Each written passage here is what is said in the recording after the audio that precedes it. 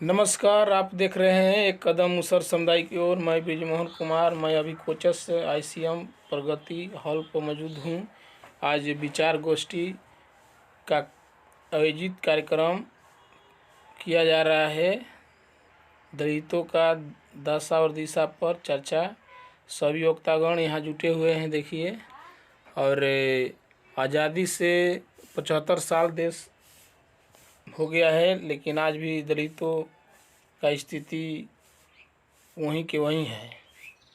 तो यही विचार किया गया। बाबा साहेब को विचारों पर चलने का प्रयास सभी लोगों ने करने का अपना अपना विचार रखे हैं। ठीक है, आगे देखिए वीडियो में। तो हमें उद्देश्य निर्धारित करके काम करना होगा। यदि हम 10 व्यक्ति को भी यदि इस व्यवस्था से परिचित करा देते हैं, वह जान जाता है तो आने वाले दिनों में दूसरों को भी परिचित कराएगा। क्योंकि बाबा साहब अब नहीं रहे दुनिया में, लेकिन उनके विचार जिंदा हैं।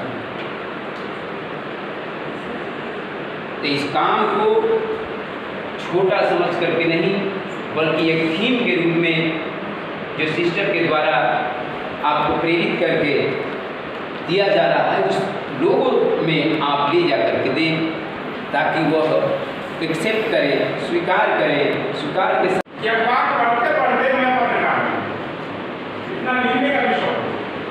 हिंदुस्तान अखबार में एज ए सीनियर जर्नलिस्ट मैं 5 साल का अखबार पढ़ते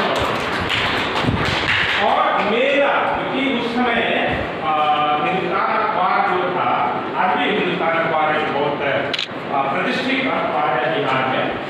और 2004 फरवरी 2000 को मैंने वो ज्वाइन किया था और करीब मेरे जैसे 100 लोगों का सिलेक्शन हुआ था पूरे बिहार से।